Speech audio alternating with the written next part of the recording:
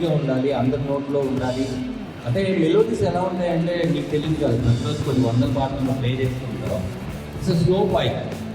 వినంగానే ఎక్కడో విన్నావరా వచ్చి అది మనతో పాటే మన కాలర్టోన్ గాను మన రింగ్ టోన్ గాను ఉండిపోతాయి. అలాంటి పాట చాలా మంచి పాట.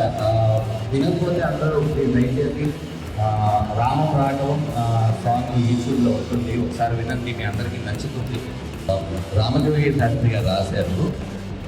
శ్రీకాంత్ హరిహర్ అని చెప్పి జై భీము, రాయన్ చాలా సినిమాలు రెహమాన్ గారు 99 పాడారు.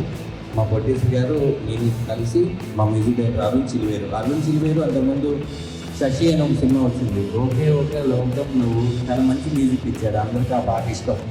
చాలా స్వచ్ఛమైన తెలుగు పదాలు ఉంటాయి. అందరికీ తండ్రి మీద ప్రేమ ఉండడం అనేది కామన్. ఎందుకంటే ఖచ్చితంగా అందరూ అమ్మ పిచ్చోళ్ళు ఉంటాం, నాన్న పిచ్చోళ్ళు ఉంటాం.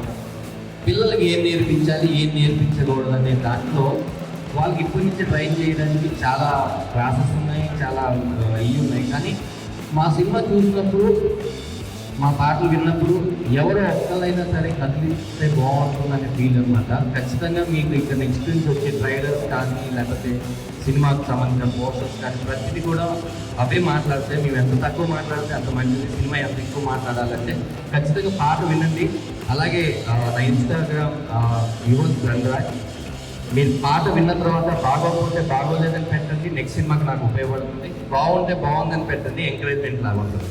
యా ఓకే, ఇప్పుడు చిన్న ఆన్ ది స్పాట్లో కాంటెస్ట్ ఏంటి అని అంటే, ఎవరు ఫాస్ట్గా ఆ సాంగ్ నా దగ్గరకు వచ్చి ఇందులో వినిపిస్తారో వారికి మీరు చేత గిఫ్ట్ ఇప్పిస్తాను.